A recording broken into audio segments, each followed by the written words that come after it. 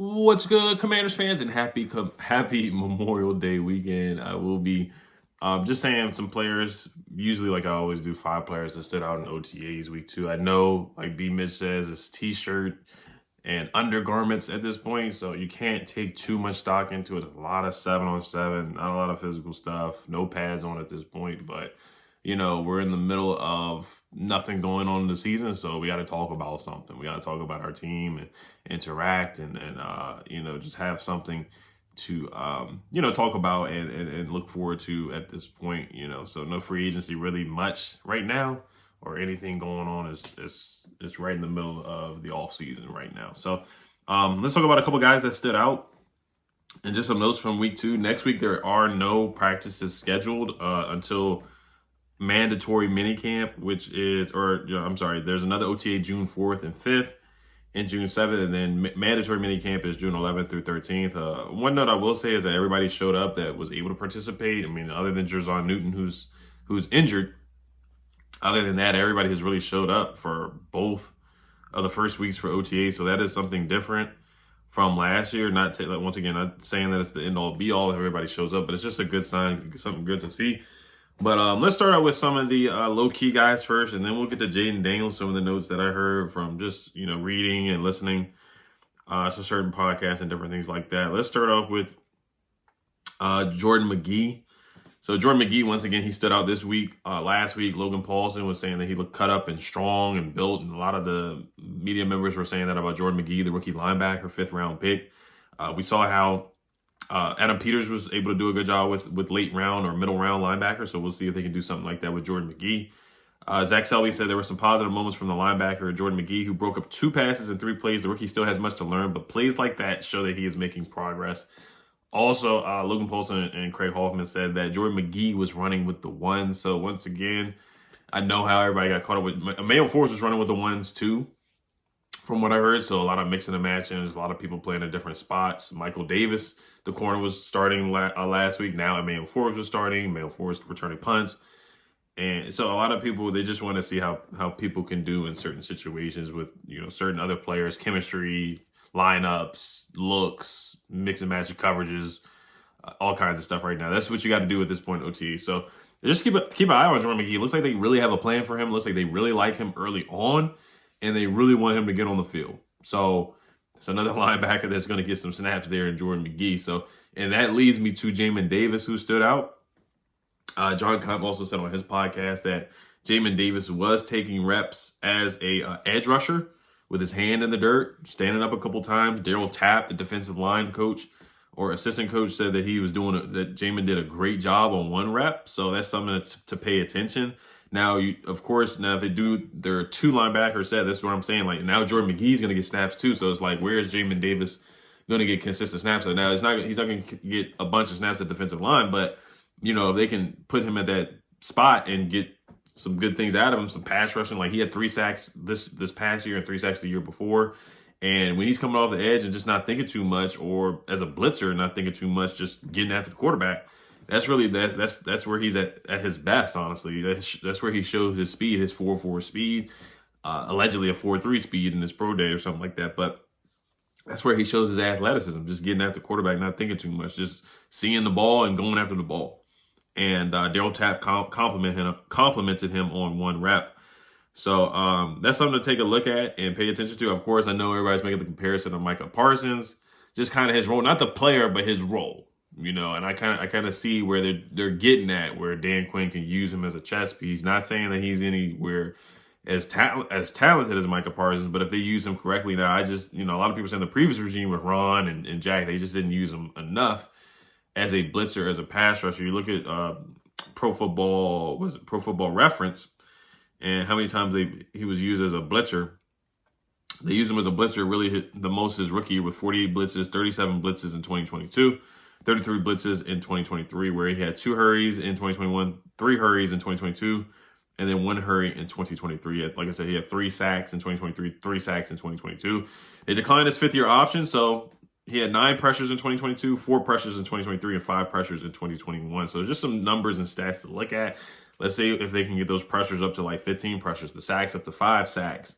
the blitzes up to like 50 blitzes or something like that. Some designed pass rushing snaps for Jamin Davis. So I know he's a little undersized to just line up as an edge rusher every time, but it's just something to look at. They're trying to use their first round picks, Jamin Davis and Emmanuel Forbes. They're just experimenting with those guys just to see how they can get them on the field as much as possible. So something to take a look at for sure with Jamin Davis. So I'm wishing him the best. You know, as long as he's not driving crazy, just relax with the drive and try to drive the speed limit this summer.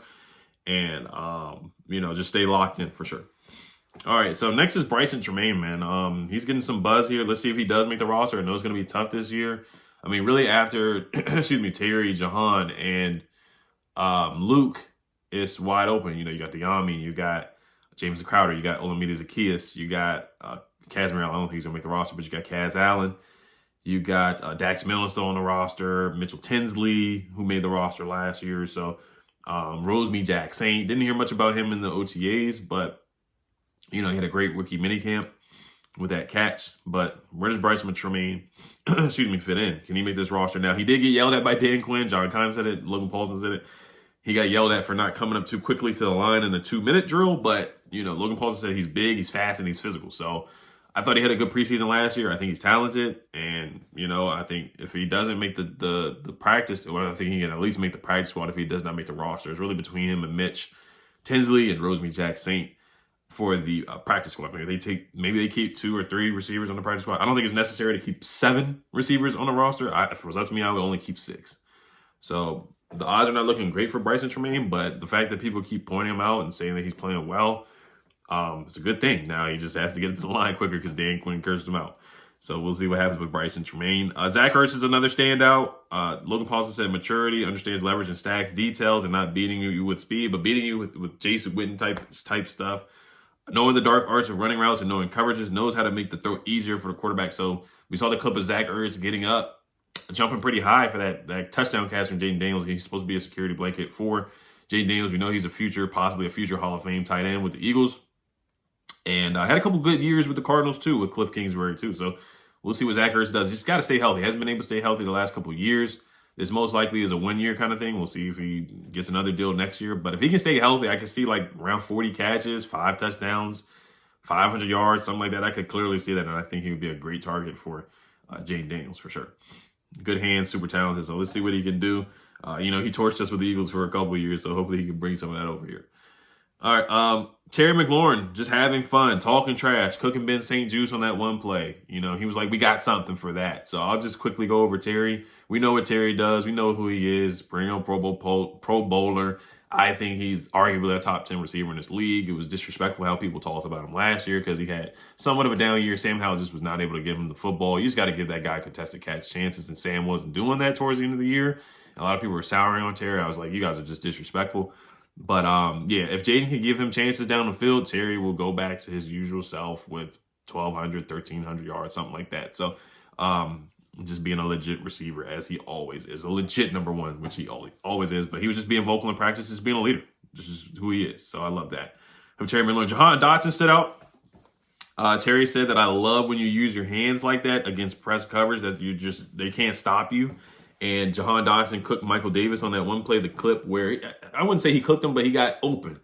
And he got separation. And Jaden Daniels, and this is so funny because Craig Hoffman said, like, the remote button movie where Jaden Daniels throws the football, or you pause the movie, you take the football out of the air and you hand it to Jahan Dotson in his hands. That's how accurate the throw was. That's how, like, placing it in a bucket.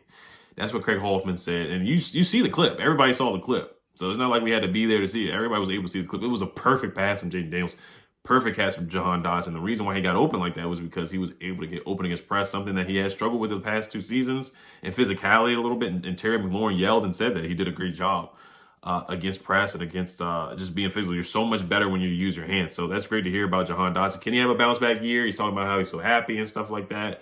Oh, there was also another note I wanted to talk about from Brian Robinson that kind of threw some shade on the previous regime. I don't know if it's against Eric Bieniemy or whoever was directed at, but we know Brian Robinson said that they're going to run a lot up-tempo, no-huddle offense this year, already coming out and saying stuff like that. But Jahan, this is a big season for him. You know, he had a down year last year. Was some of it on him? Yeah, dropping passes, but I think him and Eric Bieniemy just didn't see eye to eye. I just think the chemistry was not good. And a lot of people talk about Bieniemy just people were soft and stuff like that. You got to connect with your players, man. And I just don't think Bieniemy was really able to connect with the guys. And I think that's a big difference there, honestly. You can be a sergeant or a Major Payne kind of guy, but I know it's football, so you're going to yell and curse the guys out, hard practice. I get that. It's part of sports. Basketball, football, whatever, hockey, whatever sport it is, there's going to be a lot of tough coaching. But you do, in this day and age, in 2024, it's a different generation. And I'm telling you with these young people, and I know people don't like when I said this, throughout the year, you got to be able to connect with your guys. Every team is different. And Bieniemy, I just feel like he was not able to connect with his guys. If you want to call him soft, whatever, but you got to connect with your players. You got to have a relationship with your players, especially in this day, especially with college, NIL deals, stuff like that. You got to be able to connect with your guys. It is what it is on that. I just feel like Bieniemy was not able to get the best out of his players. He was not able to connect with the guys, and you clearly see that. So maybe Jahan Dotson was one of those guys, and hopefully he can connect with Cliff Kingsbury and just the confidence, the chemistry, and he can play better than what he did, because he's so talented, man. One thing I will say, I know Scott Turner, we didn't like him, but Scott Turner did a good job against Jahan Dotson, the football in the red zone. That's one thing I will say, and that's what I want to. That's what I want to see from Jahan. I want to see him get back to 7, 8, 9 touchdowns, like he did in his rookie year. Like, he's capable of doing that. He's a heck of a red zone threat. Like that Jaguars game where he got open like that in the first game of his career, that was awesome to see him do that. So let's see if he can get back to that. All right. Emmanuel Forbes quickly, like I said, he ran with the ones. He was doing punt returns, stuff like that. There was one play where he was trailing De'Ami Brown. It was a long play. It would have been called dead if it was a regular game, but Craig Hoffman was just saying that if he would have turned around and saw the ball, it would have been a pass breakup, but he did not have awareness there, and De'Ami caught the touchdown pass. So some of that could be on Emmanuel Forbes, or it could just be like the play was really called dead, so, this should have never happened. But he's got to turn his head around, and this is where it's kind of like, where's that awareness come from in college? You had six interceptions and 3 pick sixes. So that's just something we haven't really seen yet from him. That turnover savviness, or just forcing turnovers like he did in college. No, it was his rookie year. And I know he's not going to come out the gate just forcing turnovers, but that's where coaching comes into part too. Like, can Joe Wood Jr. get the best out of him? Can Dan Quinn get the best out of him? Can he just improve on his own? So a big year for him coming up, but he was back running with the ones and stuff like that. I think he ran with the ones last week too. So, but just something to keep an eye on for sure with Emmanuel Forbes. So I will read the quote from Brian Robinson real quick, just talking about last year. Like I said, I'm going to make it real quick. I'm not going to analyze it too much, but it was interesting to hear that from B-Rob, because, he's going to keep it honest and keep it real. He talked stuff about Scott Turner before too, just saying basically, that Giants game when B-Rob had like 70 yards in the first half, or 60, 50 yards in the first half, and they didn't go back to him. He had like 8 yards of carry in the game. It was the Sunday Night Football game where they held Curtis Samuel, and they cheated us in that game on the 2-point conversion. But I know you guys remember that game for sure, Sunday Night Football. This is the quote from B-Rob. He said, quote, "We just didn't have the coaching staff that we felt like we could build a comfortable relationship with. So I feel like we've got a jump start on that right now, thanks to Coach Quinn just allowing us to be more of a team.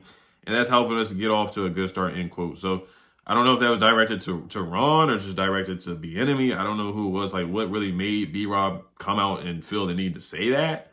But it's definitely telling last year. I mean, Montez Sweat said some things like that last year too. So it's not just B-Rob, but, we'll move on from that. That's probably one of the last things I will say about the previous regime for sure. All right, last one is, of course, last but not least, Jaden Daniels, man. Jaden Daniels. Craig Hoffman said that Jaden Daniels right now, if you go through progressions and getting the ball out quick, Jaden Daniels just leaps and heads above Marcus Mariota at this point.